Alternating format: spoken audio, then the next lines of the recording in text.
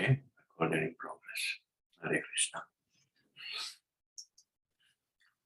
Okay, so we arrived at the appointment number 22 of the Srimad Bhagavatam, Bhagavad Gita and Srimad Bhagavatam. Today we are going to start studying the Srimad Bhagavatam from the verse 12. So I'm going to read the Sanskrit. And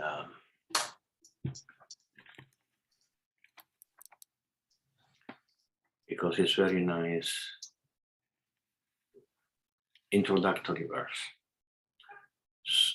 Om Namo Bhagavate Vasudevaya Narayana Namaskritya Naram Chaiva Narottamam Devim Saraswatim Vyasam Tato Jayam Mudirayet.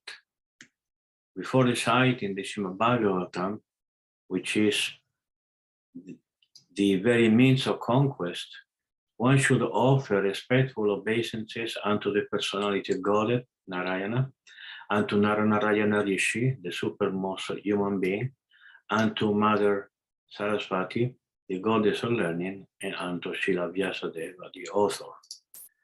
Nasta prayeshva patrishu nityam bhagavata sevaya bhagavati uttamashloke patir bhavati naistiki.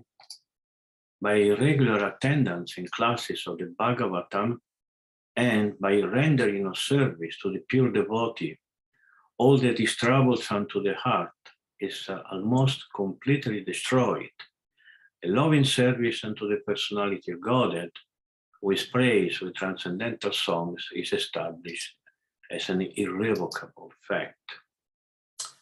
Srimad Bhagavatam 1, Canto 1, Chapter 1. Verse 12. Sutta janasi bhadrante bhagavan sattvatam patihi devakyam vasudevasya jato yasya chekirshaya. All blessing upon you, O Sutta Goswami. You know for what purpose the personality of God had appeared in the womb of Devaki as the son of Vasudeva. So the picture is that the sages realized that a very dim age was coming. We were at the end of Dvapara Yuga. Yoga means age. Dvapara Yuga is a much more advanced age. People is more intelligent and more prone towards philosophy and spiritualism, etc.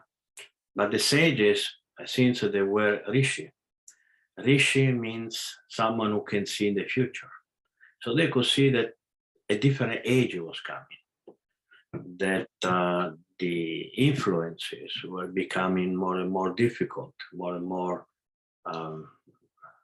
bad. So they thought, what can we do to help people? We don't need, because we are devotees, we are pure devotees, but people in Kali Yuga, which is how is this going to be? Kali means fighting, bickering. People is always bickering. If there is no cause for bickering, they invent reasons for fighting one each other. Politics and sport and family and economy, everything. Anything they can think, they will fight. Just because they are bored, they need some reason to live, some reason to get up in the morning. So they say, okay, now it's important that we get involved with politics and economy and this and that, and they fight. This is Kali. Kali, the age where everybody is always angry, dissatisfied, and they will fight for any stupid reason. So they thought, what is the best way to help those people? So they came together in a sacred place called Naimisha. Aranya means forest, so the forest of Naimisharanya. And they started to do sacrifices and also Krishna Katha. Krishna Katha, or discourses about the Supreme Personality of God and the Supreme Truth, is the best sacrifice one can do. So the sages started in this verse. In this verse, they started to make questions. And we are going to see what questions they're going to put. Actually, they are going to put 6 questions, which I'm going to resume now to you so that you have a general idea. But I have to find it.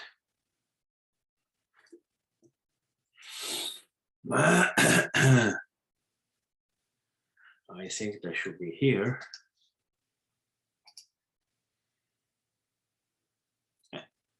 Not here.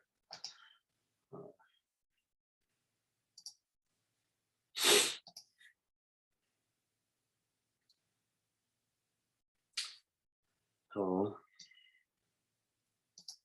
these are the 6 questions that we are going to. So why I'm telling you now all 6? We are going to find them one after the other, just to give you an idea.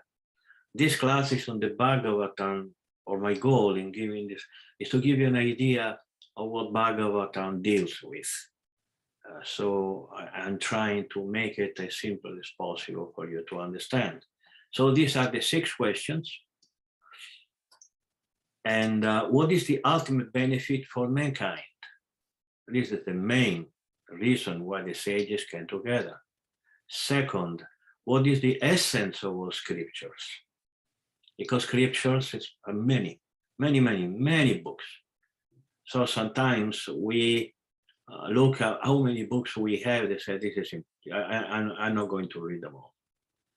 And if I'm going to read them, I'm not going to understand them, because they are written in Sanskrit and because they are sometimes translated improperly, and some of them are not written for us, people of Kali Yuga, so it's difficult to understand.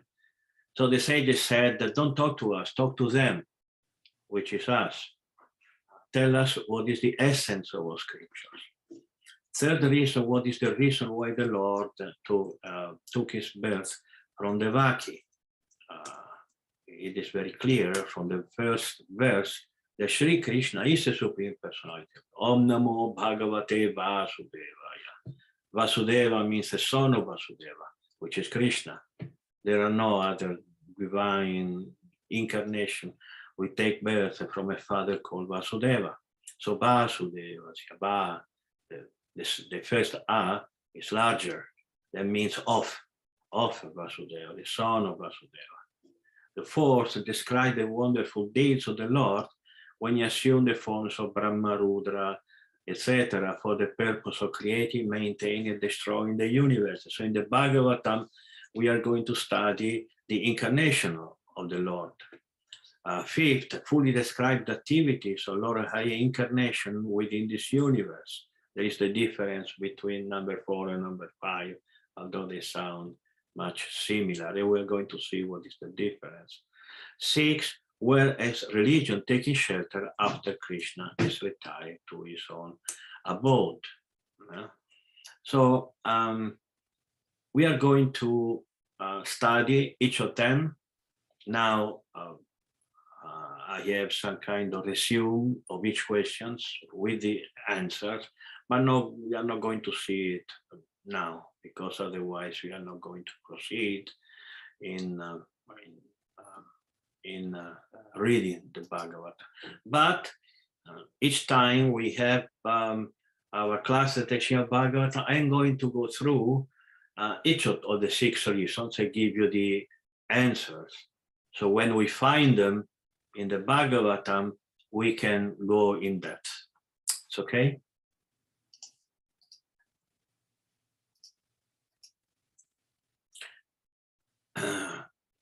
So the sages in the verse 13 they declare themselves very eager to learn about the personality of God that they see in his incarnations. So why a devotee should be eager to hear about Krishna? Because it's the best topic there is in this world. What can we talk more interesting than this? It's purifying, it's beautiful, it's tasteful, etc. So it's also there are histories, and we in Kali Yuga we love histories. We have difficulties with philosophy. We get tired of hearing philosophy. So Krishna takes incarnations, they come, he incarnated in this world also to give us histories so that we can learn philosophy and get purified by telling the story at the same time. But one thing that we find in the verses 13 is that they expect Sutta Goswami to talk about Krishna according to previous acharyas. They don't want Sutta Goswami, although Sutta Goswami was an acharya in his own right, to speak about his own ideas. Although, again, Sutta Goswami's ideas were perfectly transcendental. Still, the sages here is telling us, don't listen to unqualified people. Don't listen to just anyone. You have to listen from qualified persons who are acharyas. Acharyas means a spiritual master. The word acharya may mean several things. One is achara. Chara means behavior. Someone who teaches by behavior, that is an acharya.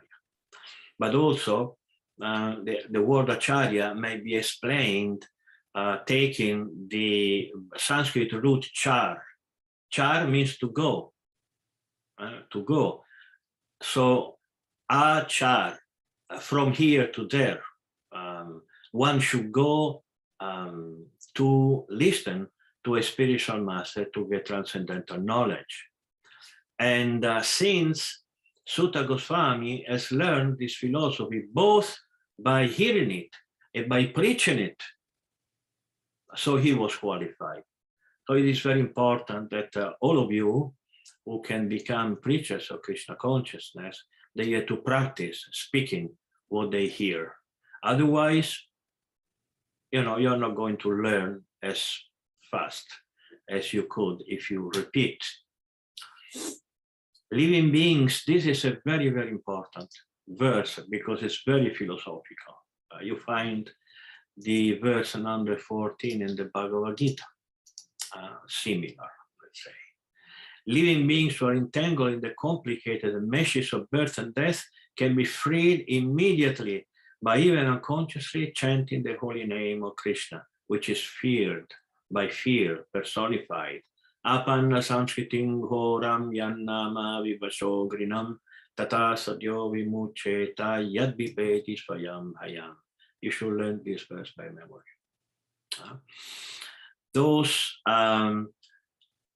This verse tells us the process of self-realization.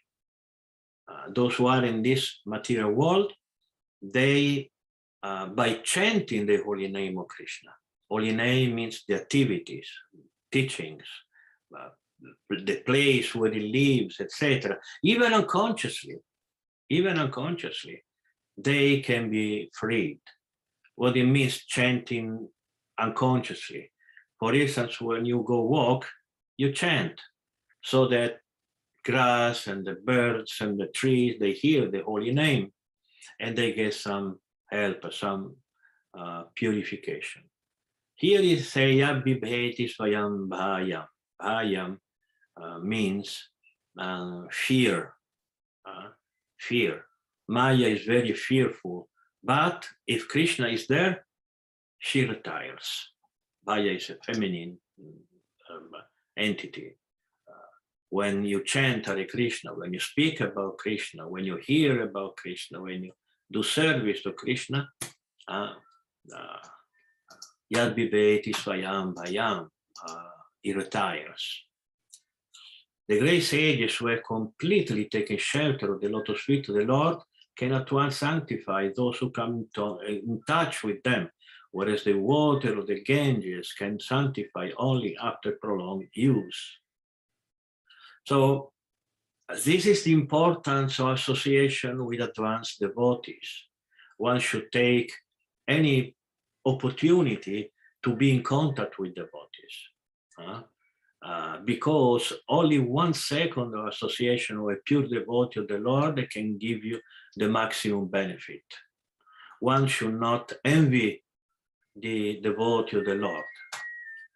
If you do, then not only you're not going to take any benefit, but you're going to make offenses, Sadhuninda, or Vaishnava Parad, or Gurva Parad. This is the worst offense you can do. So you find a good devotee of the Lord, come in contact. And if you have one pure devotee of the Lord, then don't desire anything else in life, because this is the beginning of the end of your hand in this material world. At once can sanctify, whereas the water of the Ganges can sanctify it only after prolonged use. If you live in India and you live near holy rivers like the Ganges or the Yamuna or the Narmada or many holy rivers that there are in India, you should take everyday bath in these rivers. But your complete purification will happen only after prolonged use. While if you come in contact with a pure devotee, immediately you become purified. Kova Bhagavatastasya. This is a beautiful, beautiful verse. Punya shloki karmana. Shuddhika manashrinu ya yashakali malapaham. Who is there desiring deliverance from the vices of the age of Kali, who is not willing to hear the virtuous glories of the Lord? This is very ironic, sarcastic verse in one sense, because here the sages are saying, who is those madmen who are in this material world? They are suffering birth, death, disease, old age, problems of some different kinds of suffering, and they don't want to hear Krishna Katha. Who is there who is not willing to hear the visual glories of the Lord? And this is even more true for those who actually want liberation, which means that those who understood finally, this material world is not a good place to be. I want something else in life. I just don't want to have a family and money and enjoy the little things of this materialistic life, but I want something more, something different. For those type of people, the best thing is hear the virtuous glories of the Lord. Shuddhika manashrinu yashyakali malapaham. Very poetic. If you know a little Sanskrit, you would enjoy these verses. So number 17, Tasya karmani udarani. His transcendental acts are magnificent and gracious, and great learned sages like Narada sing of them. Please therefore speak to us who are eager to hear about adventures he performs in his various incarnations. Here, the sages are glorifying the beauty of Krishna's incarnations, or the activities. The stories are so beautiful. You know, some of them, of course, all of you have been devoted for some time, some of you a long time. And so all of you have listened to the Lord, the beautiful activities, like you have the Ramayana or the Mahabharata, or the story of Narasimha Deva or Vamana Deva, or or Varaha Deva, or so many incarnations. There are no end to the incarnation of the Lord. And the sages say, we want to hear, we are eager. It's not they just want to hear, but they use the word eager.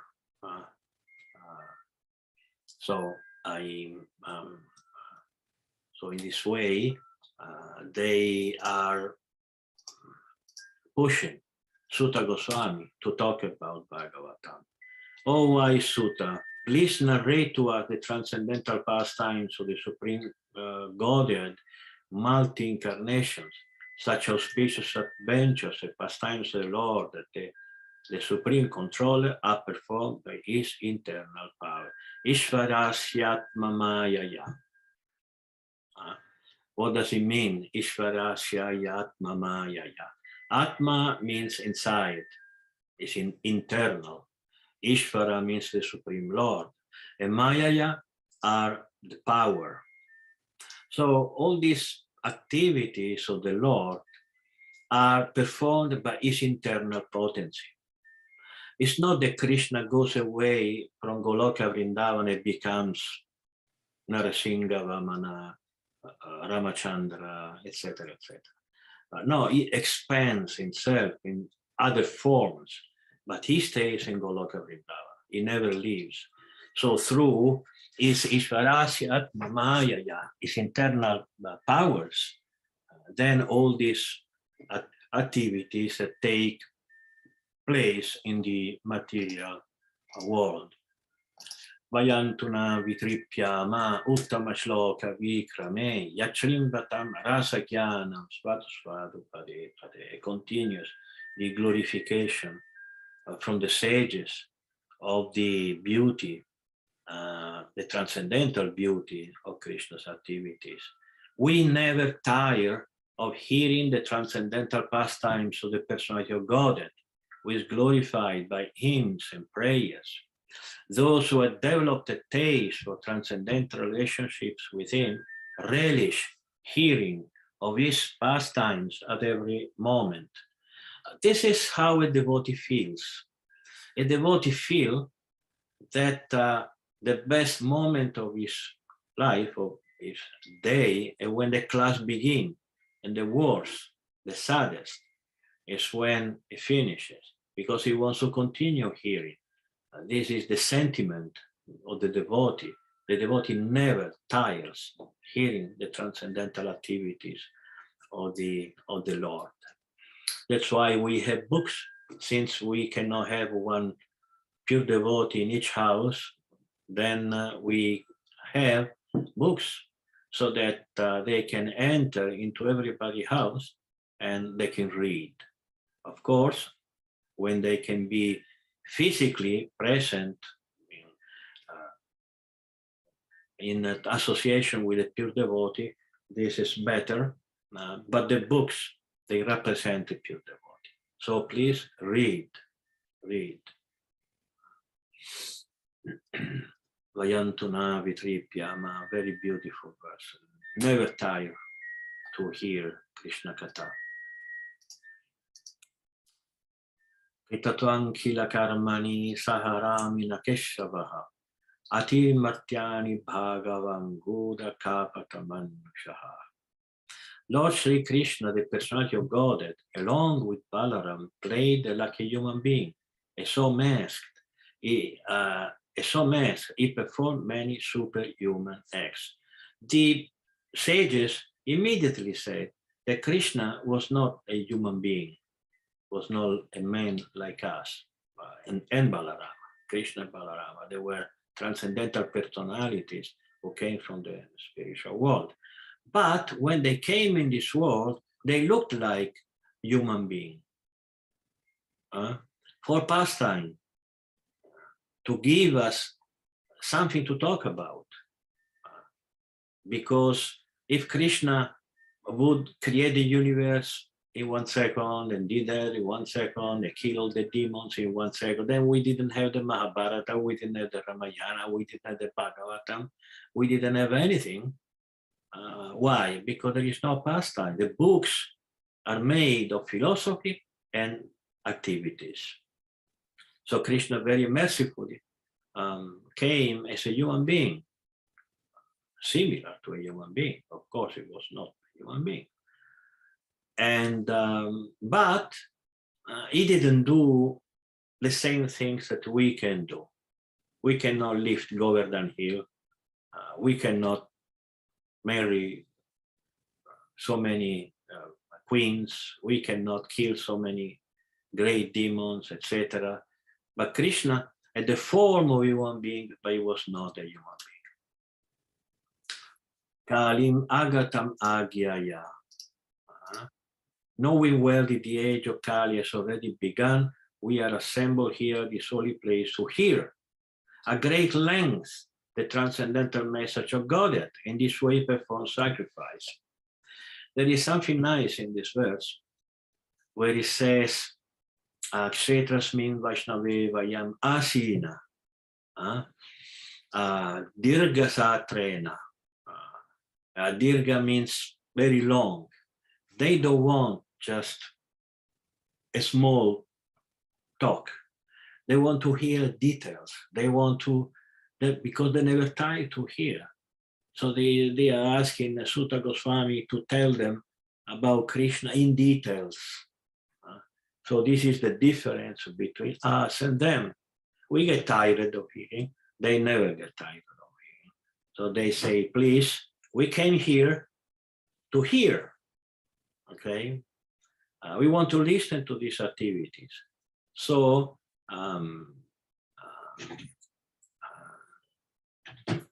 tell us in all details.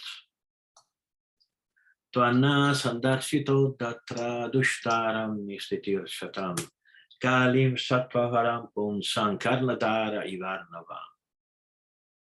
This is a very important verse for all those who have a spiritual master, for those who want to have a spiritual master. Is something that those who doesn't want to have a spiritual master is a verse they should learn and meditate. This verse say, we think that we have met your goodness by the will of providence, just so that we may accept you as captain of the ship for those who decide to cross the difficult ocean of Kali, which deteriorates all the good qualities of a human being. So the importance, absolute importance of the spiritual master is never enough reiterated. And we should never be tired of hearing about this point, because it's very basic. It's the number one. If one wants to learn, he needs someone to teach him. It's as simple as that. You want to learn medicine, you go to the school. In the school, there is a professor. There are professors and there are books. If you want to learn medicine, you don't go and buy books. You go to the school, you buy books, and you study them under the guidance of a professor. So the sages say, we think that we have met your goodness by the will of providence. It's the divine grace upon us that made possible that we met such a spiritual master, so qualified, so that you can teach us about Krishna consciousness. And we do accept you as captain of the ship. It means they accept Sutta Goswami as their spiritual master. Why ship? Because they compare Kali Yuga as an ocean. If you have to cross an ocean, you need a ship. And if you need a ship, you need a captain, because you cannot just go in, jump into a ship and it goes by itself. You need a captain who know how to drive. You say, how to do it. Because Kali Yuga is a very bad age, and all good qualities of human being are lost. Bruhi Yogeshware Krishna Brahmanye Dharma Varmani Swam Kashtam Adunopete Dharma Kam Sharanam Gataha.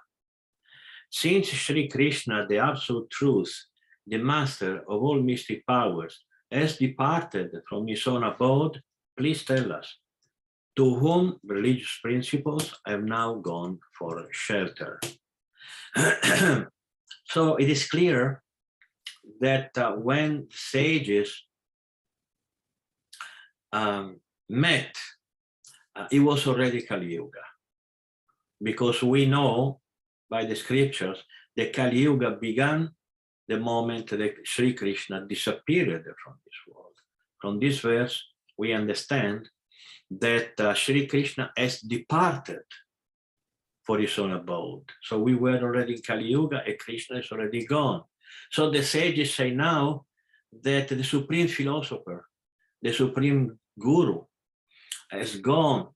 Who is going to teach us? Who is going? Where do we find the principles of truth? Please tell us. This is very important, because everybody may, you say, may look for a place or a person, but they don't know where to find it. So the sages are asking Sutta Goswami, please tell us how we can recognize a person qualified. What are the transcendental literature in which we can find the truth? So with verse 23, we finish the first chapter of the first canto, and we are going to begin the second chapter, which Srila Prabhupada called Divinity and Divine Service. And so we'll start hearing Sutta Goswami's answers. So now, this chapter we have already read and given some short explanations are about questions. Now we are going to start with answers. Before we go ahead and starting to read Sutta Goswami's answer, are there any questions?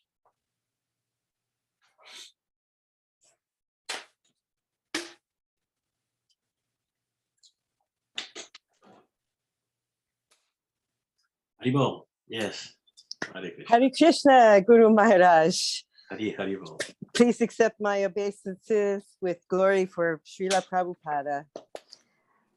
I would like to know why in text 14, why it's mentioned that that Krishna should be feared by all, that he is fear personified. Why is it important for us as spiritual beings to see God as something fearful? Thank you. No, actually, the meaning of the verse is not that. This verse doesn't say that we had to fear Krishna. The analogy is that even the greatest of fears, like being in this material world, death is coming, maybe tomorrow, tonight, tomorrow, in 100 years, but it's coming.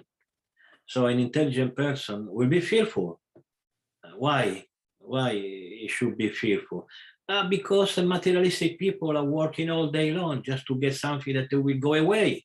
So only a very foolish person will not have fear of losing everything. If someone comes in your house and steals something, you don't like it. So the idea is fearful. And so what about the fear of something that will surely happen and will take everything away in one stroke? It says it's in English, in one stroke. So, but even death or any type of very fearful situation fears Krishna. Fears Krishna. This is just an analogy, you know, that is because when you fear something, you escape, you go away. So when you put Krishna in your life, all fears go away. They run away, just like you run away if a fire erupts in your house or something like that, you run. So this is the idea, not that we should be fearful of Krishna.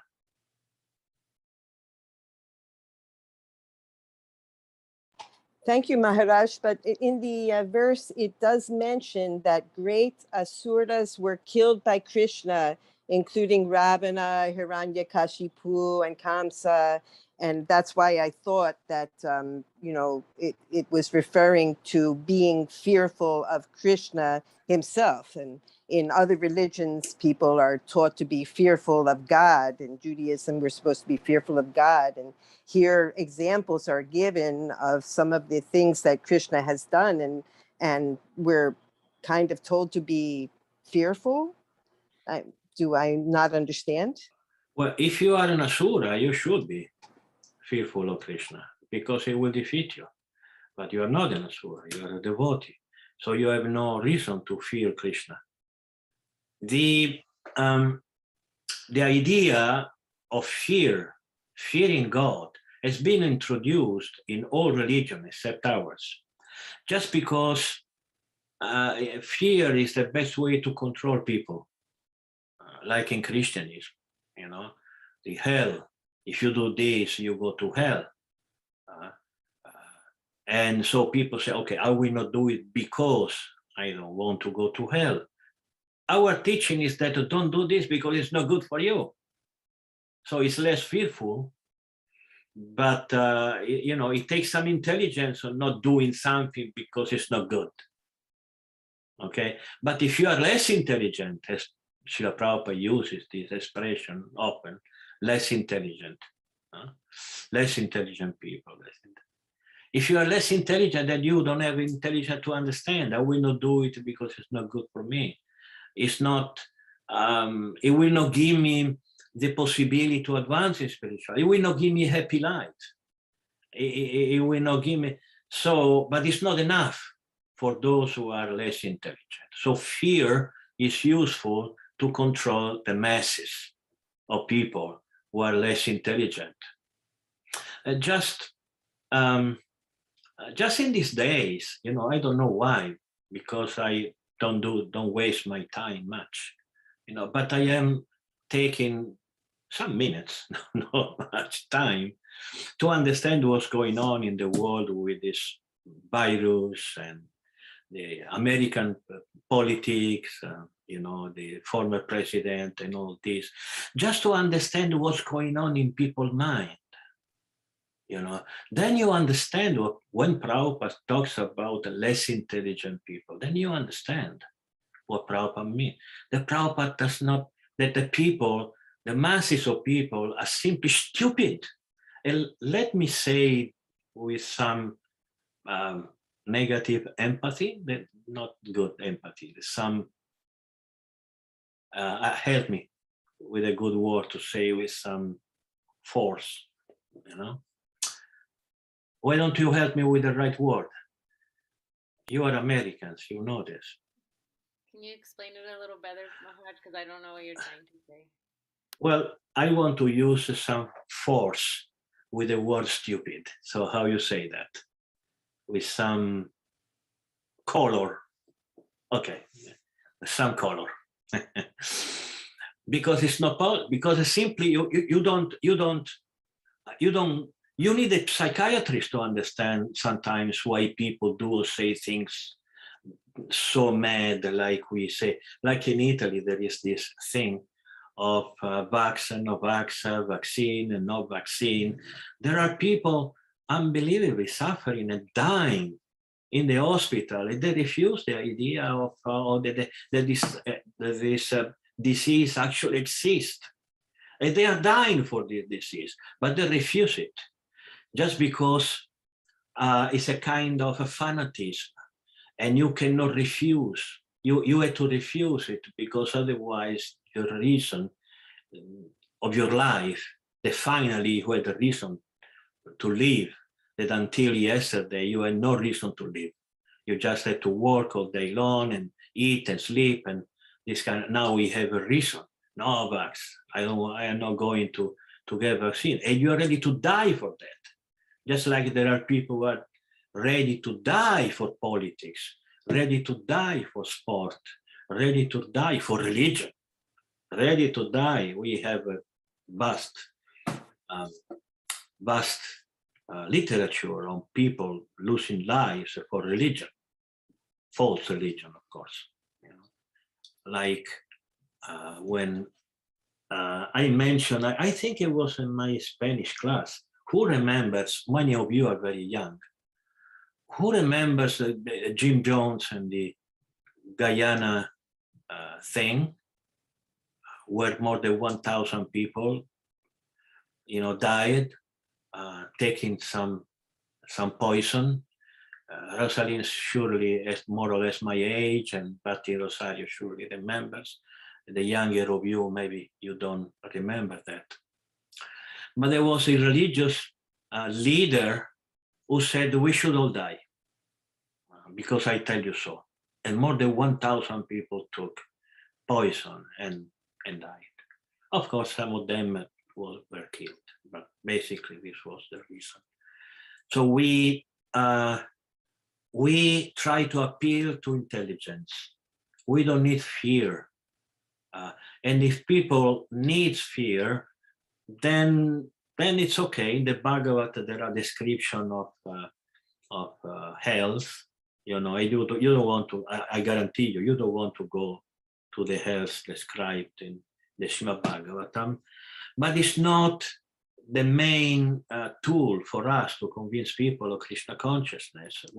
At least I don't like it. I just don't want to make people fearful of hell to practice Krishna consciousness. If people is not intelligent, well, okay, you know, it's bad for him.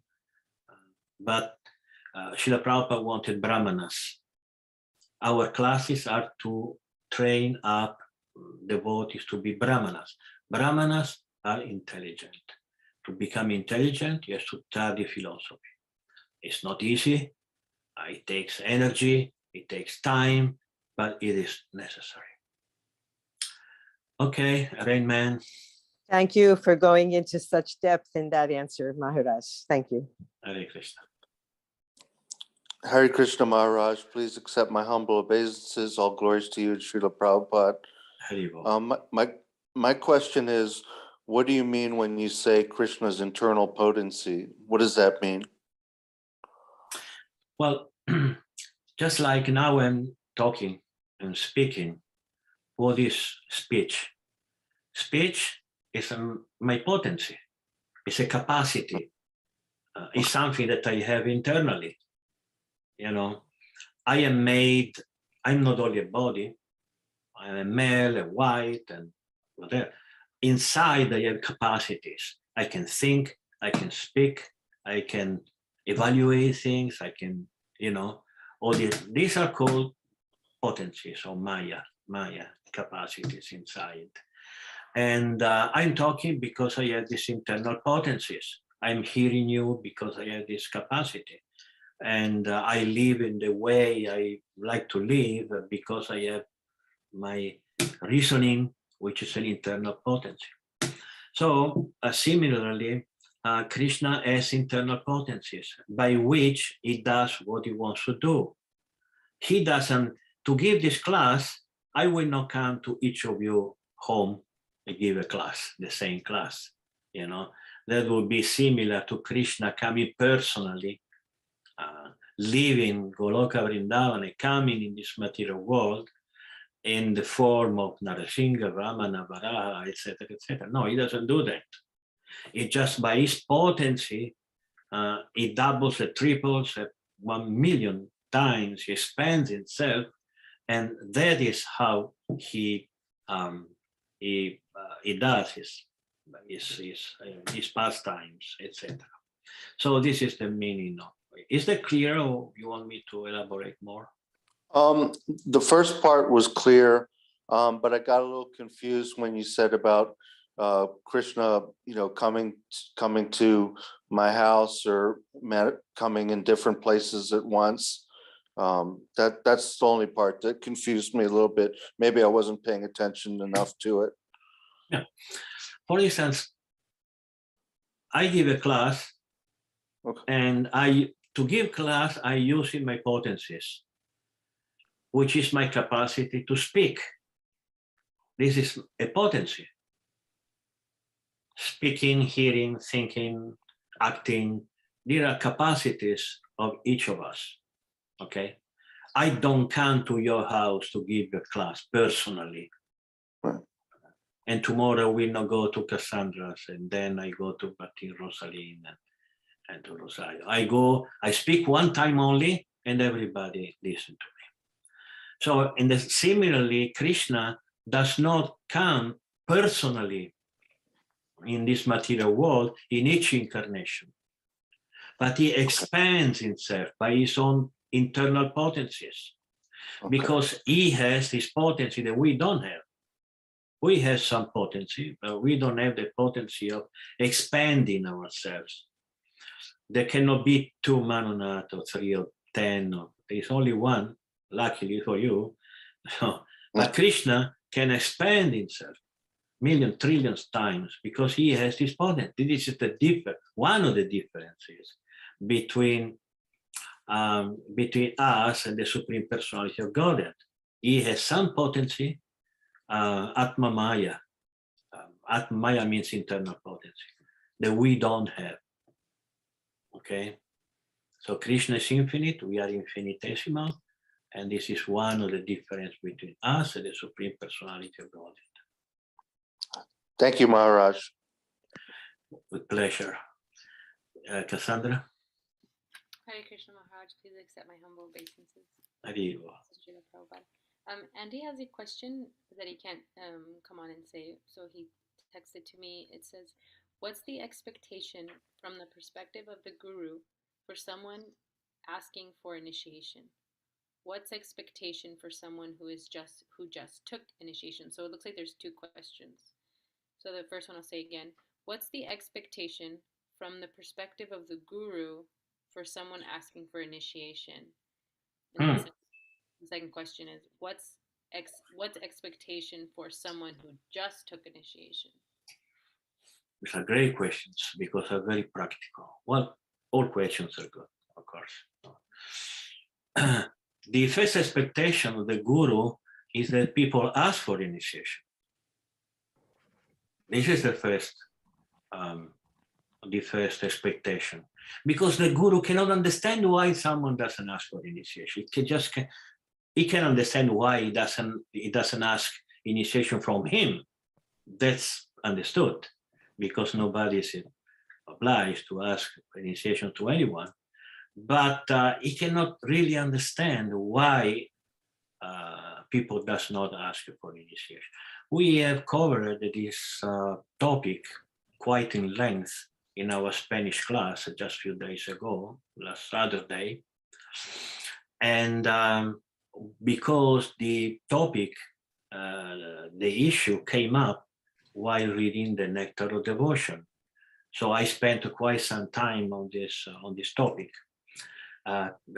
explaining why the spiritual master is so important. It is so important that for someone who understood it, like those who had taken initiation knows how important it is, because otherwise. And then when he understands it deeply and deeply, he cannot understand why people is not asking for initiation. You know, I always do the example of myself, which may, you may not care much, but I remember me when I became a devotee, and I was very, very young. I was 18 years old, etc. So I was a kid, basically, and but I had such an eagerness to take initiation, because it was like my life depended on that. This was how I was living the relationship with my spiritual master. Although I didn't know him personally, although it was something internal. And there are also so many examples in our literature, like Srila Bhaktisiddhanta Saraswati, Goswami Maharaj, who asked for initiation 14 times. And the guru said, no, I will not initiate you. So, and there are so many examples that if I begin tell you stories about this, we don't, we continue until we create a bridge between this class and next the Thursday class. So first expectation from the guru that someone asks for initiation. Any other expectation? Really not. Because from that point, the guru started to tell people what are his expectations. Why the guru should tell, of course we do. We speak about Krishna consciousness and his disciplines, etc., every day. But from the theoretical point of view, the personal instruction from the guru starts when he has a disciple. When the disciple asks for initiation, then the expectations start to come out. Otherwise, there are no expectations because it's not your disciple. Just like you have some expectation with your beautiful son, but you don't have the same expectation to somebody else's son because it's not your son, it's different. So the relationship with a guru and disciple is very much like a father and son, or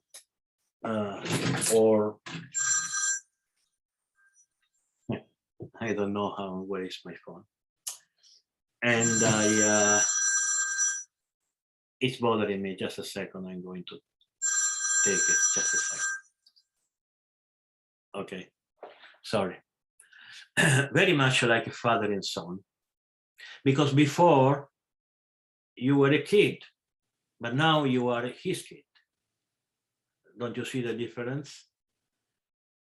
You love every kid of the world, but I doubt that you will say that you love your son just like you love everybody else. It is obvious that the feeling is much deeper. So expectation after initiation, that very much depends. That very much depends from the disciple and depends from the guru. There are gurus who are very, very strict and severe.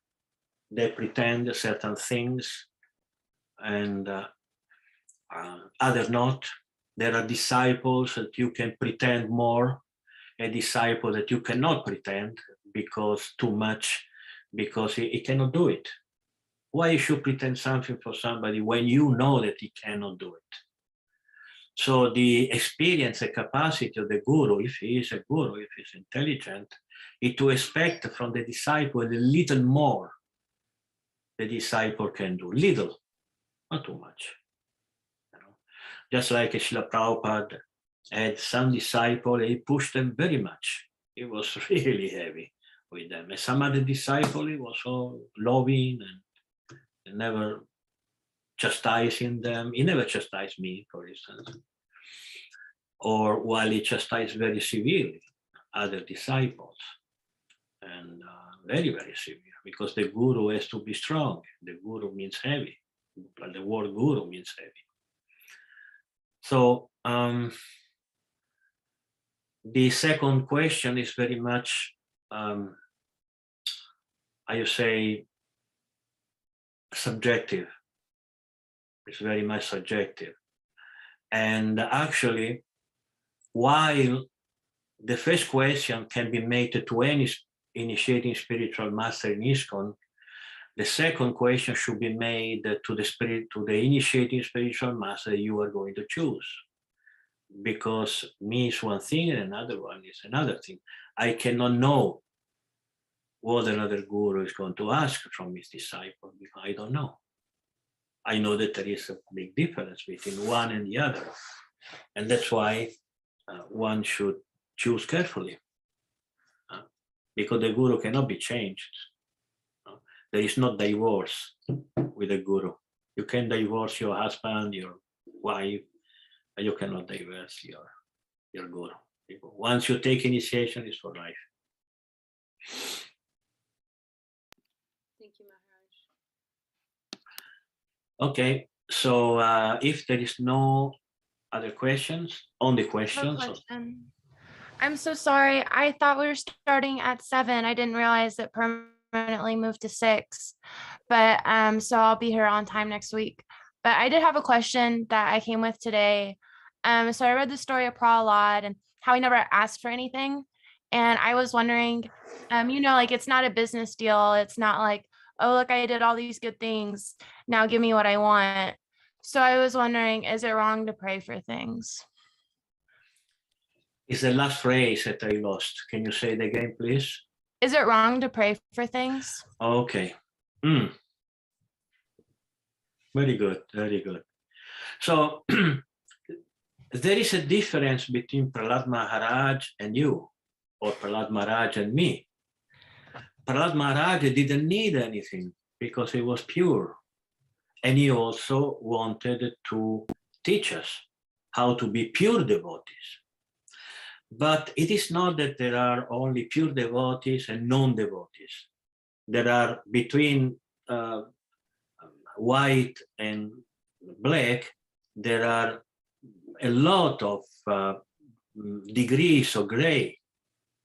Okay, so if at the beginning a devotee does not ask Krishna for something, then he's, it's not very intelligent. Because obviously we are chanting Hare Krishna because we want something. Obviously, we want to advance. We want knowledge. We want to stop suffering. We want to a more meaningful life. We want. And it is totally normal and human to ask for Krishna. So, but when you come at the point of being like Prahlad Maharaj, you already got everything. So you don't have anything else to ask because you already got it. You got knowledge, you got happiness, you got purification, you got the spiritual world. And Prahlad didn't ask because he had nothing to ask. So at that point, a pure devotee will not ask the Lord for anything. I just want your service. But it is not the good strategy for us. Right now, better we ask Krishna, please help me in advancing in spiritual life because I need help. Okay, thank you. If no one else has questions, I have one more question. Is that okay? Please go ahead. It's from the Gita. Do you have that with you in front of you? It's on page 515. It's 10.39. And it talks about Maya.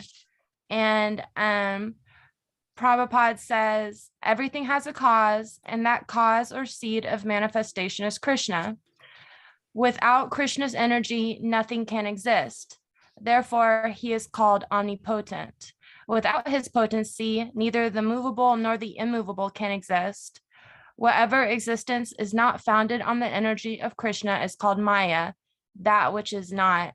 And I guess that kind of confused me because he says, everything has a cause and that cause is Krishna. But then it says some things aren't Krishna and that's Maya. Does that make sense how I'm confused by that? No, the word Maya is not directly referring in this context to Krishna. Okay. Maya means that which is not. Just like if you think I'm a woman, I'm white, I'm American, etc., etc., that is Maya. Ma means not, and Ya means this. So this is not true. You are not a woman. You are not American. You are not this. You are not that. You are a spirit soul. Okay. I understand. So then when we move and then talking about Krishna, then it's a different thing. It's not directly related. The context does not bind the two things in the same logic, because Krishna is the origin of Maya. Okay, so Maya has an origin, but those who identify with something they are not, that is called Maya. Is that clear? You want me to explain it in other words? No, I understand it. I read it wrong, but now I understand. Thank you. And I'm sorry I was late. I thought we started at 7. No, but- it's okay. It's a pleasure. Merry Christmas. Very good, very good. Okay, I'm very happy to give class to you. Your questions are really good. And Spanish questions are as good. It's not that your Spanish counterparts or brothers are any less intelligent or any less sincere. I enjoy giving classes so much. Okay, so either it's 1 hour, either we go on reading or we accept more questions, depends on you. I wait a few seconds and then I proceed. Okay, chapter 2. So the situation is that, again, I'm sure I don't bore you. Kali Yuga has begun. Why Kali Yuga has begun? Because Krishna left the world. And when a personality like that leaves the world, something happens. So Kali Yuga began. Kali Yuga is the age where everybody is dissatisfied, always agitated, always fighting. Kali means fighting, always bickering. So the sages met to establish the best way to help the people in Kali Yuga, which is us. And they started to ask questions, 6 questions that I already resumed. You say resumido in English, you say that? You said it correctly. Summarize, Guru Maharaj. Summarize or resumed. Okay, every time we have a Bhagavatam class, I'm going to give an explanation. So in 6 weeks, we'll have covered all the 6 questions of the sages. Although, of course, we are going to deal with them when we meet them in the text itself. So Sutta Goswami, which is called Ugra Shrava in Sanskrit means powerful voice. A guru is someone who is powerful. It's not shy to say things as they are.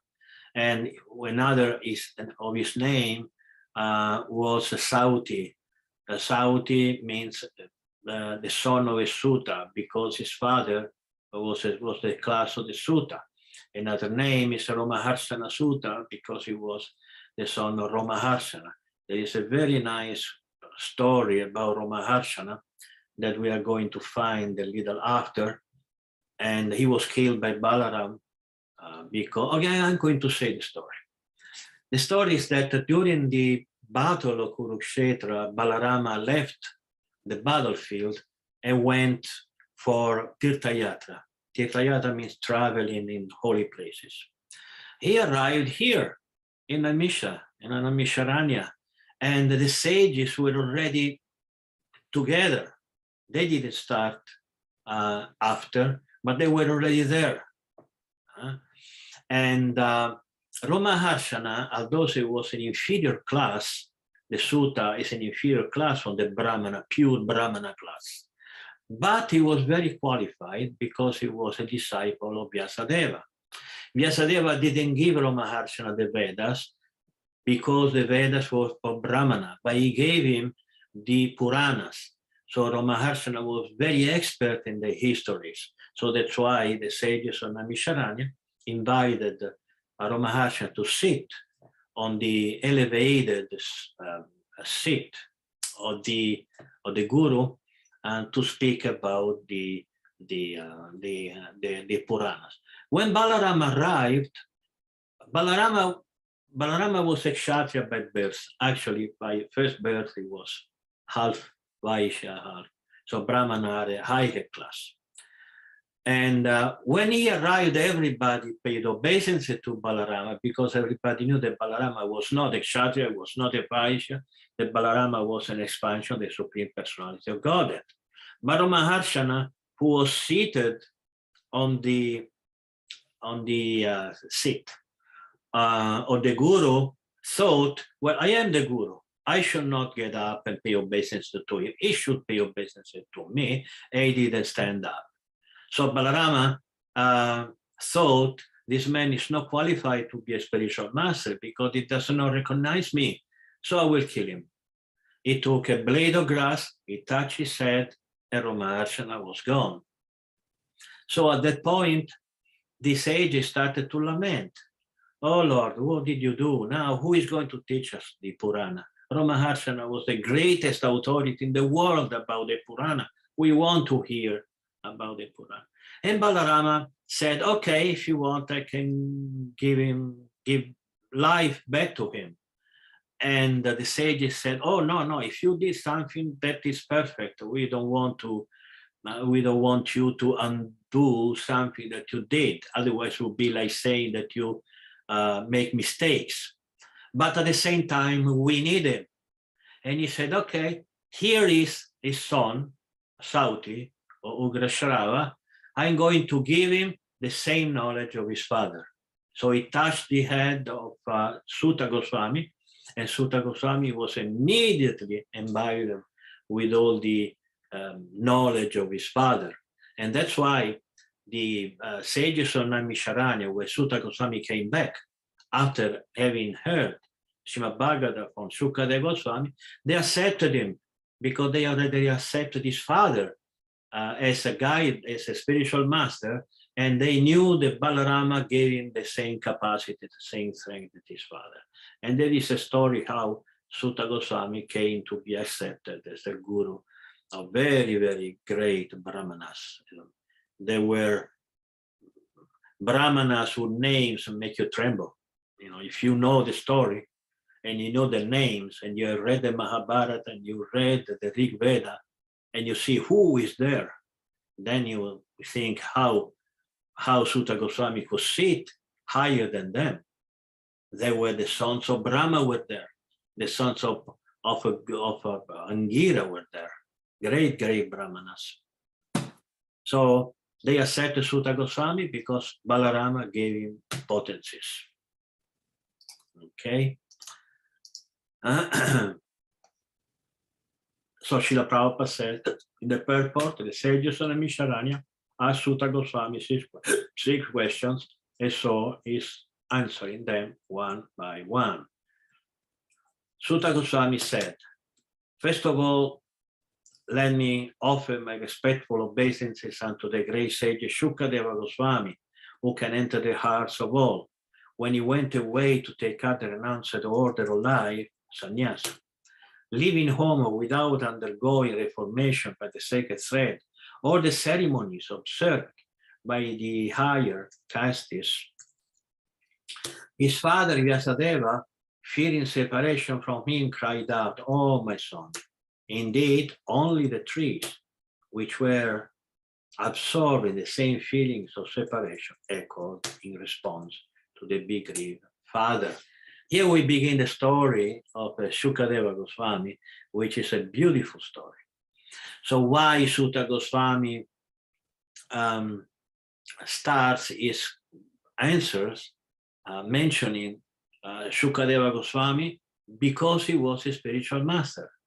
He learned the Bhagavata from him. And if someone teaches you, you have to respect him as your guru. He may initiate you or may not initiate you, but still some respect or the same level of a spiritual master must be there. So there is no information that Shukadeva Goswami formally initiated Sutta Goswami. Might be there, but until so far I haven't found it. But surely Sutta Goswami accepted Shukadeva Goswami as a spiritual master. Why Shukadeva Goswami was so qualified? Because he was coming directly from the spiritual world. There is a nice history, which I will tell you with many more details in the following weeks. And Shukadeva Goswami did some offense to Shiva and his wife Parvati. So Shiva wanted to kill him. Shukadeva Goswami was a parrot in Goloka Vrindavan. So this parrot was on a branch of a tree and saw Shiva and Parvati like doing something loving, between them, and he started to have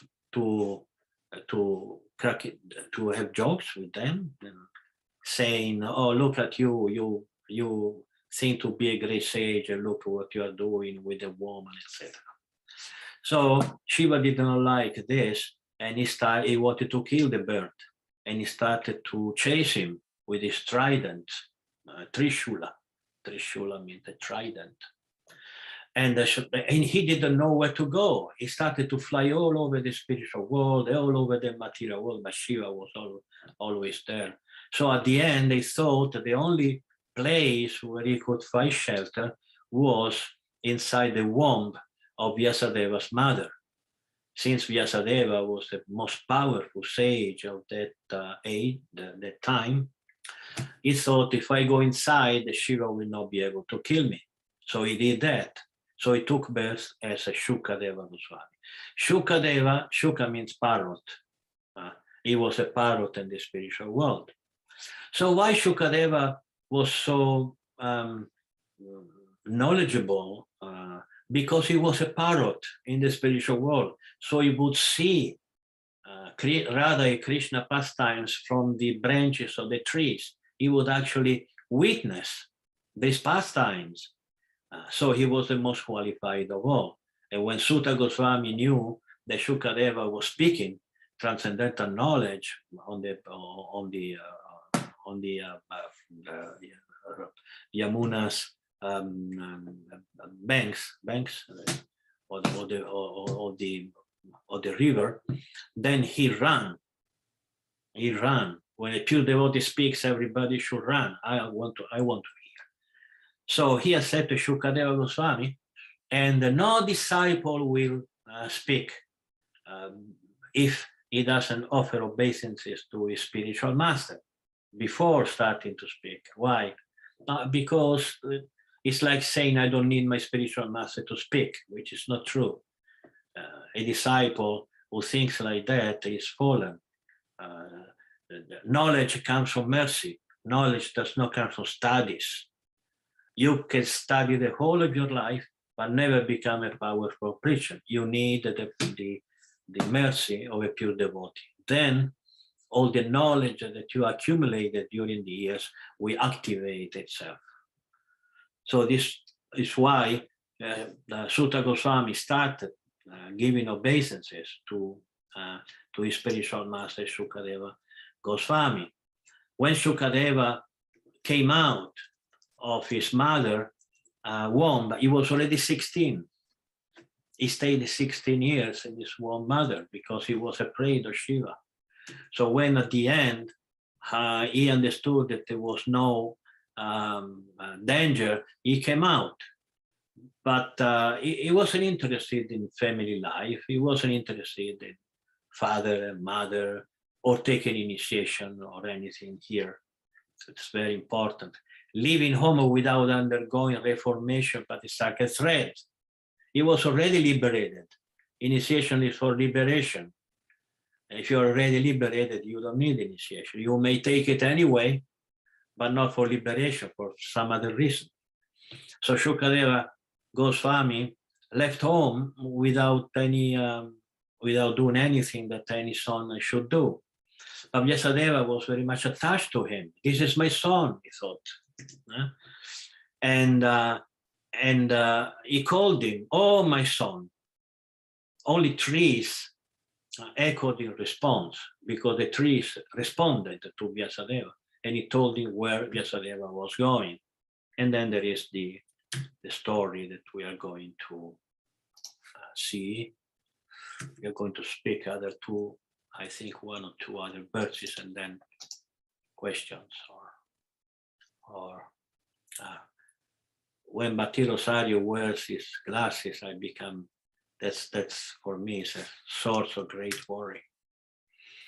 You know, when Maharaj, my Guru Maharaj, I've been working all day. I know. But 1 hour and a half, no more. After 1 hour and a half, you got to go. We don't want to see you here after 1 hour and a half. Thank you. She works all day long, and family and house. So she stays because it's a very nice devotee.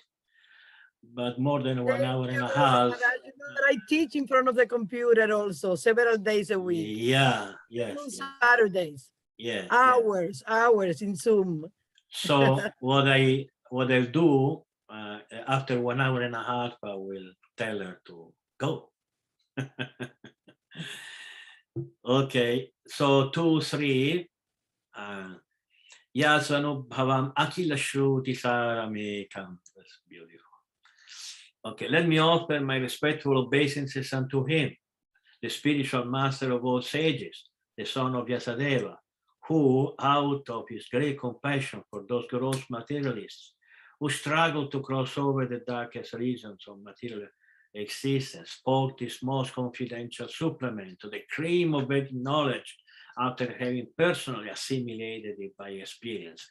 Oh my God, I am going to explain all these things, you know. It is so vast. I don't think we right now need to go over again the importance of the spiritual master. We have spoken 1,000 times, and for today we are going to, to skip over that. So, first of all, why spiritual masters they write? Why spiritual masters they speak? They do for compassion. They don't need to do it for themselves. But they do it because they know that people will take profit from their speeches and from their writings. And in advanced devotee, see a materialist is someone like in the middle of the ocean who is trying to survive, and he cannot breathe, he cannot do, he's going down and then he coming up, and such a moment of suffering. And the spiritual master say, no, I'm going to help them. Just think Srila Prabhupada was so old, he was about 70 years old, going away from India, going in a place he never went.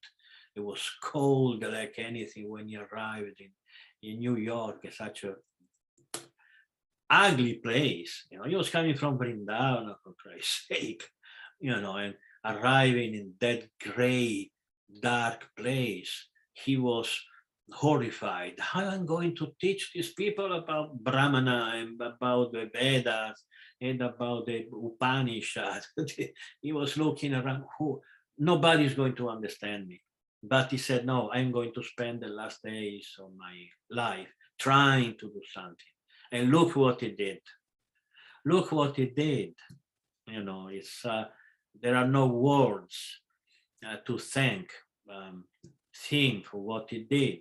Now we are here talking about the Bhagavata because of him.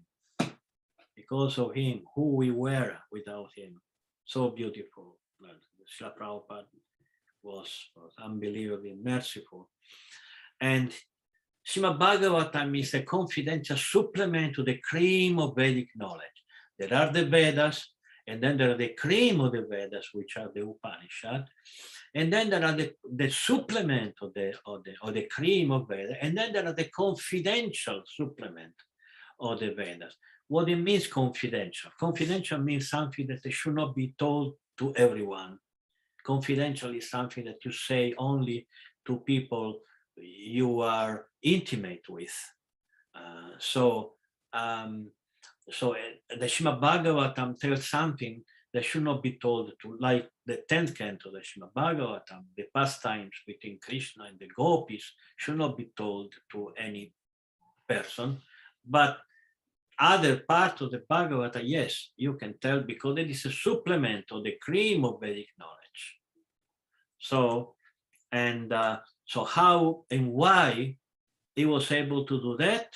Because he has understood it. He has assimilated by experience, which means a practice of the disciplines of the spiritual life.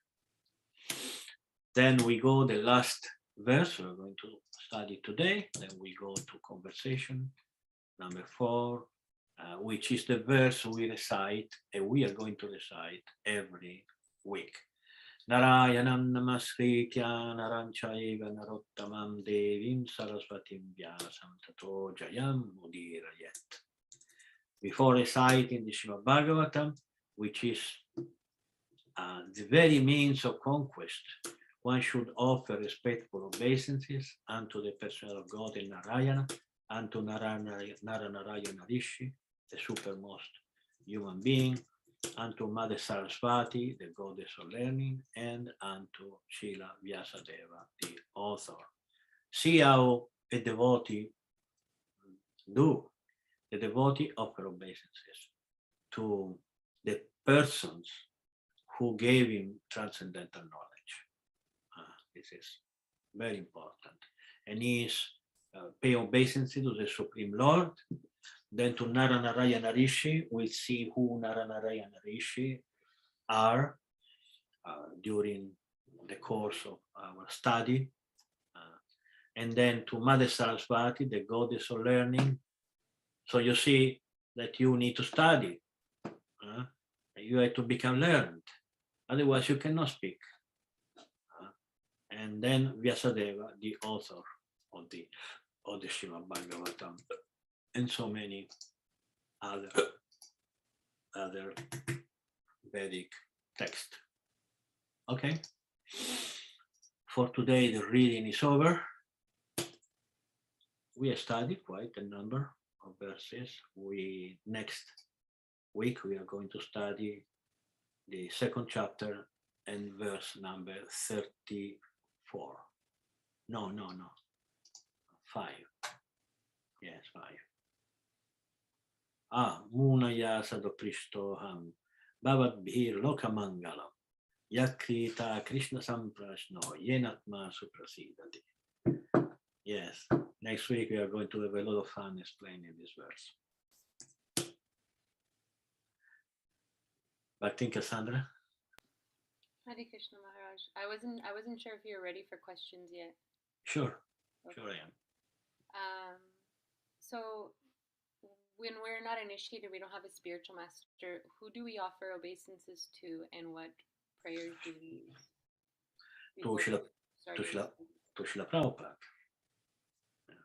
Until you don't have a spiritual master, you should, every time you pay obeisances or you offer your food, then you should recite Srila Prabhupada Pranam Mantra. Namah Vishnu Padaya Krishna Pristaya Bhutale Srimate Bhaktivedanta Swami Niti Namine Namaste Saraswati Deve Gauravani Pacharine Nirvishesha Shunyavadi Paschatya Deshatagine.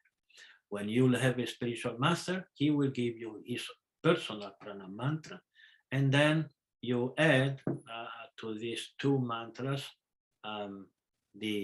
your spiritual master Pranam Mantra. Every spiritual master has his own personal Pranam Mantra. And where do they get that from? Who gives it to them? Or from the Guru. The Guru tells them. Okay. Well, normally the Guru does not recite his own Pranam Mantra. I don't know mine. I don't have it in my memory. But some other devotee, the Guru tell to one of his disciples, please give her once he give the permission, because to recite Pranam Mantra, you need the permission. The moment you ask the spiritual master initiation, then it will tell you, okay, you can start reciting my Pranam Mantra. Maybe you will say, no, you wait. Yes, I will initiate you, but I want to observe you a little more. And after some time, okay, you start reciting my Pranam Mantra. He tells one of his disciples, send them the Pranam Mantra, and they start recite. Until you don't start reciting the Pranam Mantra, you're actually not a disciple. Disciple means reciting Pranam Mantra. Well, the ceremony, the initiation ceremony, is when you actually have a spiritual master officially. But the Pranam Mantra is very important. Thank Thank you much. I have one more question, but I can hold it if anyone else has a question. No, you can go ahead.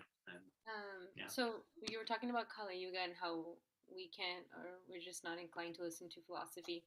Is it that we're not inclined to listen to the philosophy, or how it is delivered?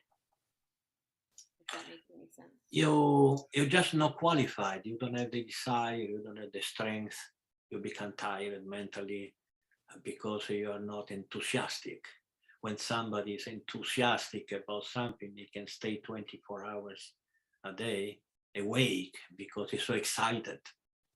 A very advanced devotee is he who is so excited that he can listen and listen and listen, and read and read and read, write, and serve without becoming tired, because there is some kind of excitement inside.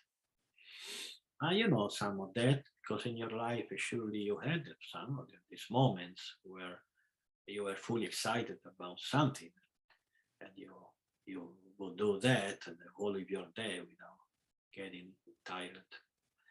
So, but there is something, although you may not have this level of desire, this desire can come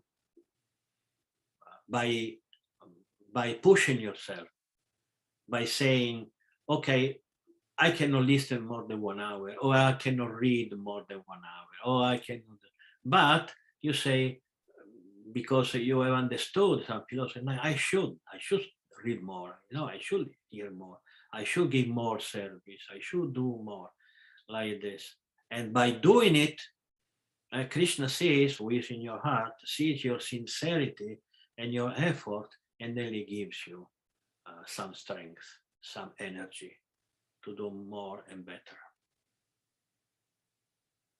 Thank you, Maharaj.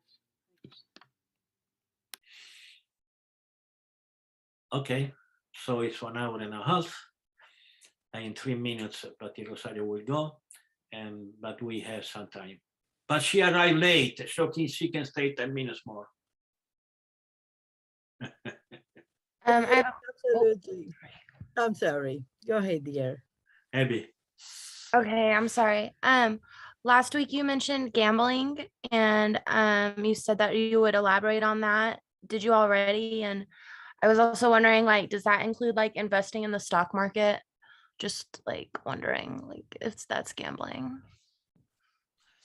That's is the less understood regulatory principle of all four. One is very easy to understand: no meat, no fish, no eggs. We are non-violent, we don't eat meat. It's very easy to understand: no intoxication, we don't smoke, we don't take any drugs, we don't drink alcohol. No sex means outside of marriage you don't have sex, and that's all. But no gambling, it's less understood because people think that no gambling means just not playing poker. It is not.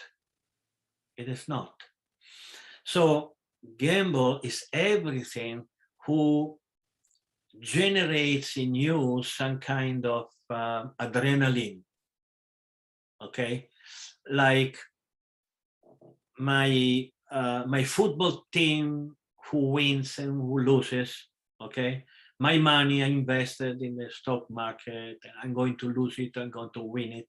This is going to win, this is going to lose. Who is first, who comes second? This is all gambling.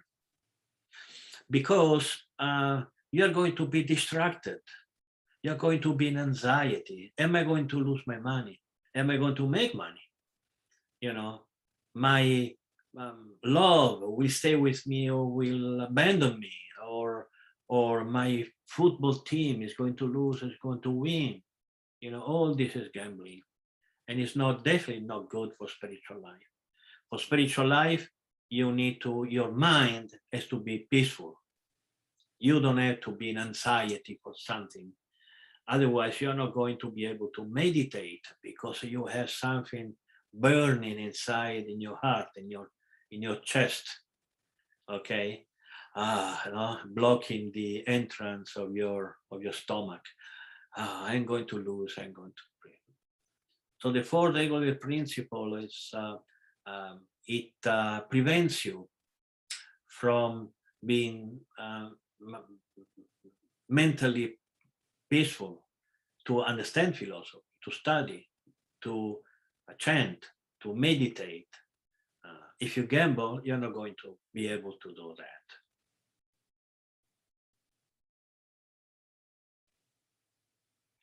And we have a very, very famous story about gambling. Who knows what story I'm referring to? But Rosario, you cannot not know it. Yudhishthira. Uh-huh. Yudhishthira. I don't understand how he was so attached to gambling. Yes, you see, And we he's have supposed it. to be a perfect person. He was. We have the story right there in the Mahabharata. The whole Mahabharata, of course, this was Krishna's pastime, but the whole Mahabharata, the whole war happened because of gambling. You know, and there are many verses right there in the Mahabharata which I could not explain in my 650 pages of Mahabharata, which is a big book. But the Mahabharata is huge. It's an encyclopedia. And if I will live enough to give you the complete encyclopedia, then you will see how many verses are there explaining gambling, no gambling. And there are up to the point that there were curses against gambling.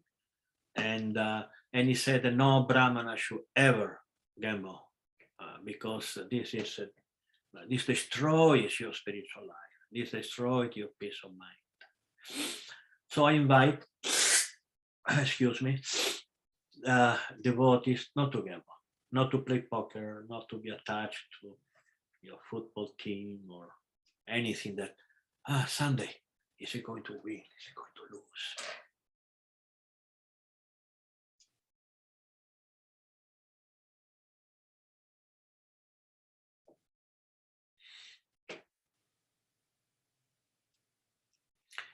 Is that clear, Abby? Yes, thank you. You like to gamble? I do. Yeah, I really like to play poker, but not often. Okay. Try not to lose too much money. Maybe you can give this money to the temple, you know, instead of losing it. Okay, so we have other 5-10 minutes and then we can adjourn ourselves. Other 1 or 2 questions at the most. And I, before letting you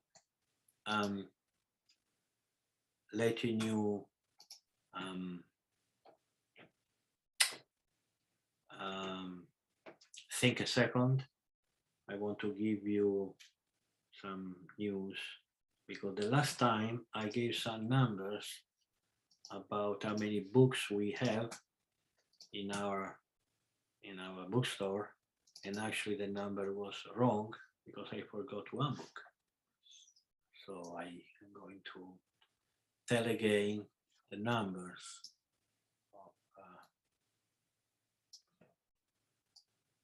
of my books. So we have 67 books in our bookstore, 67, of which 37 are in paper. Paper means Kindle also, and now we are going to have hard copy also, etc. Divided into 10 in Spanish, 17 in Italian, and 10 in English. Then we have 4 video collection, 3 in Spanish and 1 in Italian. Then we have 26 PDF books, 26, 24 in English and 2 in Spanish. I have so many other books, it's just that I don't have the time to put them out, but they will come slowly because right now I'm very much engaged in finishing my Nandagram book in Italian and write my Mahabharata in Italian. We hope that the Bhakti Rosario finishes quickly the Mahabharata, correcting, because the book in Mahabharata in Spanish is already out, but we found some mistake, although secondary mistakes, not big mistakes, but still, some mistakes are there. She's correcting it because we have more books to work. And one of you, it appears that he is working, but I'm not authorized to say the name. One of you is correcting one book in English, that I translated from Italian to English. Actually, I didn't translate it. It was an automatic translation. He's correcting it. And then if he finishes quickly, we're going to have another book. This is called The Philosophy of Bhakti Yoga. It's been the first philosophy book that I wrote when I was in the 80s. I wrote it. I was very young. Questions and answers, very, very basic, but very nice. Everybody. Although it's been written by young devotee, still,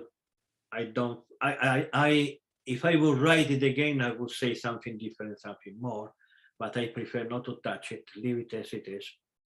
And you may like it the same. So if any of you wants to help me, help us in editing books, etc., please offer yourself.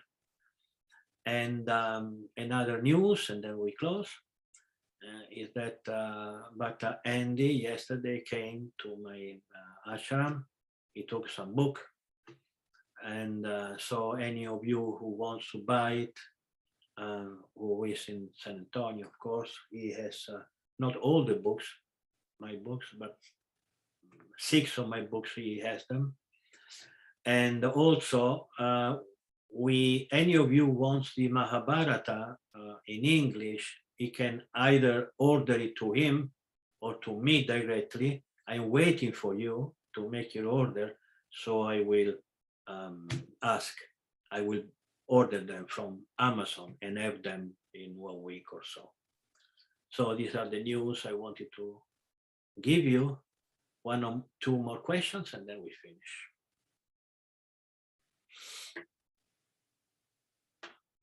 Oh, this is something that Bhakti Rosalind is doing already in Puerto Rico. She bought some of my books and she's going to sell them. And there is nothing who makes me more happy, obviously, because this is what they do. Also, there is another devotee in New York who is doing exactly the same. He's buying my books, he's selling them, and then, of course, keeping the money, and with that money, they buy more books, etc. Also, I want to thank some devotee who regularly send me donations. I appreciate very, very much. Bhakti Cassandra. Hare Krishna Maharaj. This is back to about the spiritual master and when we're wanting to become initiated. And I remember a while back you were talking about the message of the spiritual master and if that message resonates with you. And I feel that a lot of the message of the spiritual master is somewhat similar, somewhat the same, but it's the way it's delivered is a bit different, is what I'm seeing, is what I'm after observing a few spiritual masters. Like one spiritual master, for example, will do a lot of dramas and poems, and then the other one can do a lot of writing, book editing. So when we want to have a spiritual master, do we have to take that in consideration? Like, what do we see ourselves, like our skills, and what do we see ourselves doing when we take on a spiritual master? Like, is that something that would fall into like our skill set? I don't know. Well, it was easier for us because we only had one spiritual master, the best of all, so there were not about choosing a spiritual master, you have so many spiritual masters.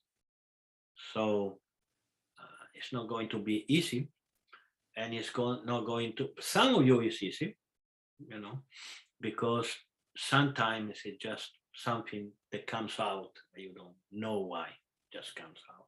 You like this person, the way he speaks, the way he is, the way he deals with you, etc. So you take him, etc. Of course, at the beginning, you cannot see the difference of spiritual advancement. The disciple should choose a spiritual master based on his spiritual advancement. You cannot see it. Otherwise, you won't be a beginner. A beginner cannot see the difference. So they had to rely more on something external in choosing one spiritual master to the other. Be careful not to choose from physical reasons. It looks funny or even ridiculous saying it, but it happened in my life. Many times I told stories like one devotee choosing a spiritual master because he had blue eyes, or because he didn't speak your language, so he won't tell you what to do and what not to do. Ridiculous reasons. So you should not choose your spiritual master based on the color of the skin, or if he, where he's from, or if he's Indian. Somebody says, no, I prefer Indians, like this, you know, and or many other reasons. There are, in my opinion, there are other things that you should consider. But this consideration also depends from the personality. As you correctly say, if a spiritual master, like, I don't know, you mentioned the word drama, I don't understand what exactly it means. Probably if he tells a lot of stories and he starts being, you know, showing and screaming and yelling. There are some spiritual masters who are very much like actors, and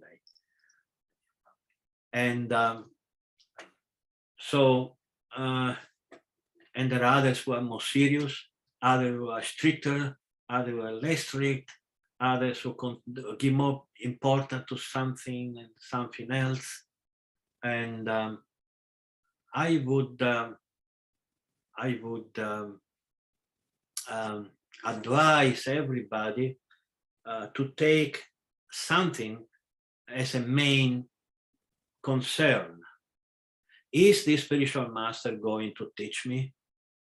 Is this spiritual master going to matter in my life? Or is going to be a picture on my altar only? Or basically, if I am going to write him, is he going to answer me? At least now that we have email and so many ways where communication is very easy. There are, for instance, other material reason is that I don't want to take initiation from this guru. Nobody knows him, you know. I want to take initiation from very important gurus. Like, I don't want to make names, but there are super gurus in ISKCON. They have thousands of disciples, and then others who have very few disciples. So some devotees think that socially it's better to say, oh, I am disciple. This. While the others, oh, I'm disciple. Who? There are gurus who are not known at all in ISKCON. If you go to Europe, not many people know I exist. Okay, so it's for you, it's socially important to feel the disciple of an important guru. So it is a material reason, but if for you this is important, so you better go look for a guru who has many disciples. Of course, you are never going to be able to talk with him. That's for sure. I know at least 3 or 4 names that is impossible to talk to or even see them, you know. But if this sociality for you is important, then choose a spiritual, very important spiritual master. If I was in your shoes, the way I am, You know, I would choose a spiritual master that can teach me, that can tell me, that can answer me. This is my main concern. Unless you find a spiritual master that can answer better than the other one, that's another thing. You know, there are gurus who are more knowledgeable than others. There's no doubt about that. You know, it's not that we are all the same. And so this is what I would advise everybody, not to choose gurus from material reasons, either social or physical or nationalistic. I don't want, you know, I don't want a Venezuelan guru, you know, I want an American guru because I am American, these kind of things. I don't want a guru, it comes from Europe with this strange accent, it looks like a kid talking in English, you know. This is sometimes one friend of mine says, when you speak English, you look like a kid speaking, you know, because of my accent. But of course, this should not be a reason to accept me or not accept it. That should be what I say, what the guru say. Just like Srila Prabhupada, he had a very thick accent. You hear Srila Prabhupada lectures, you know, and you go to India and you say, oh, okay, Indians, they talk like this. All Indians, they have this kind of strange accent.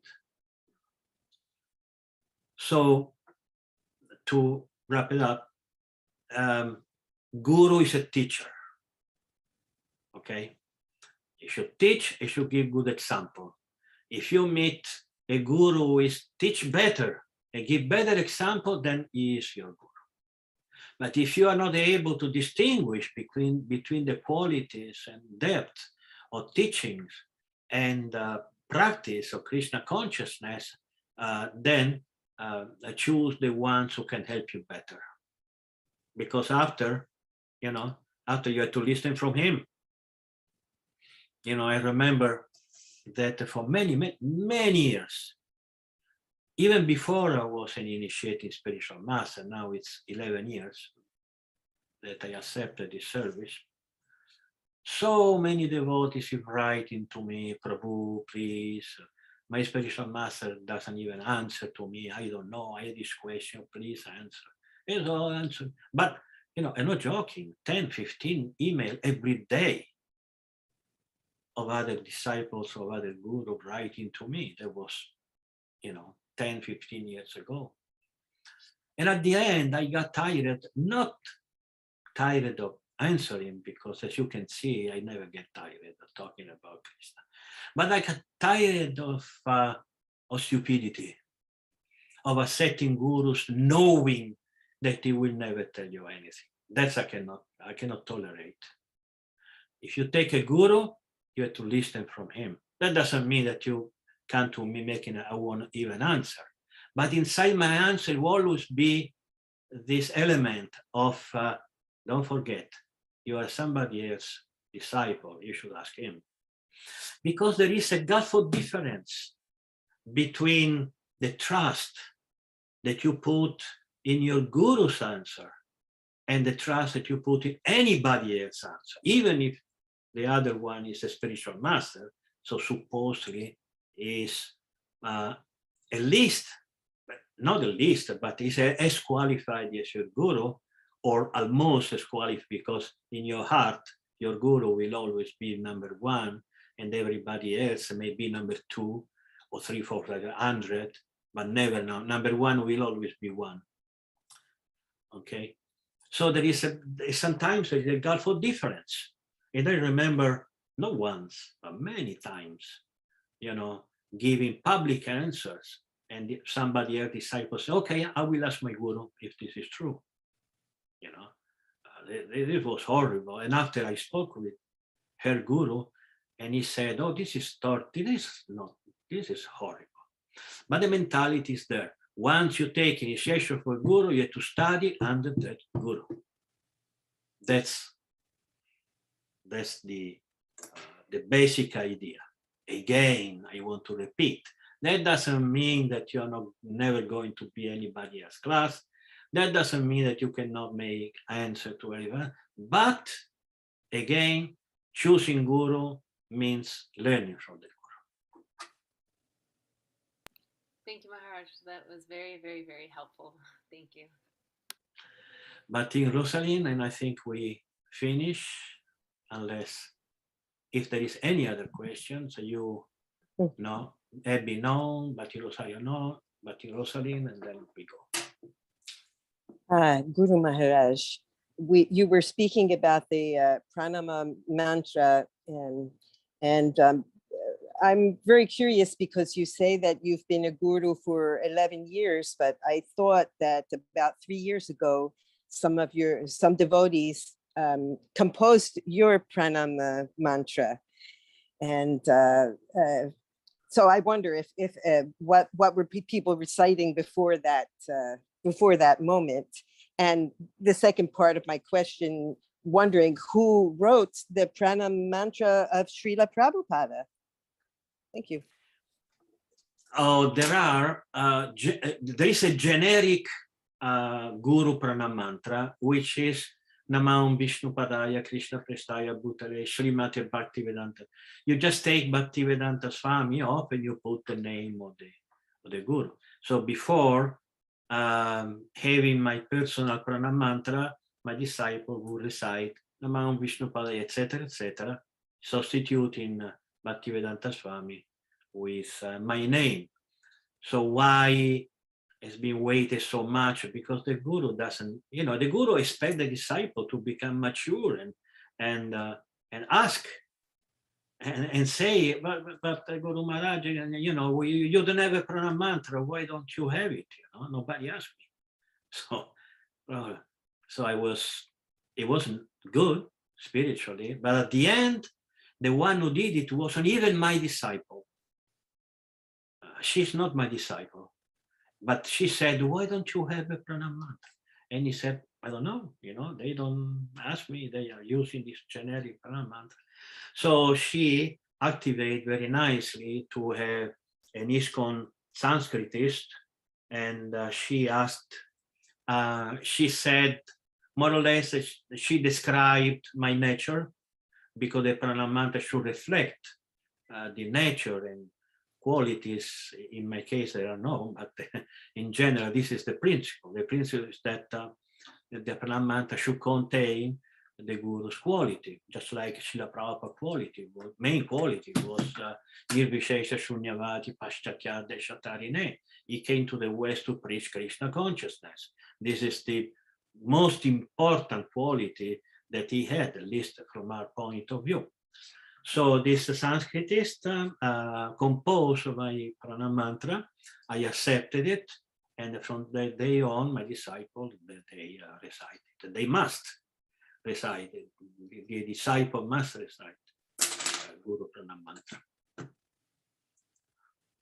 Of course you do, isn't that? Yes, I do. Of course I do. But who composed the pranam mantra of Srila Prabhupada?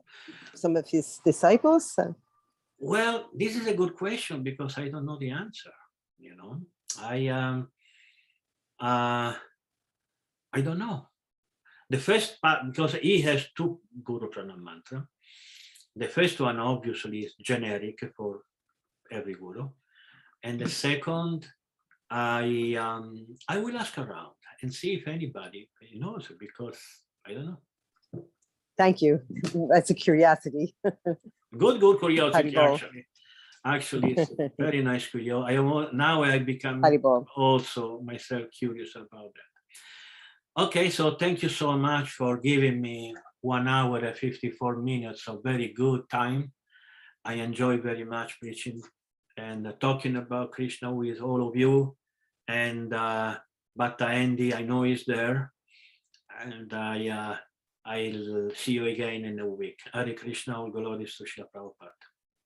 Hare Krishna, thank you, Maharaj. Hare Krishna. Hare Krishna.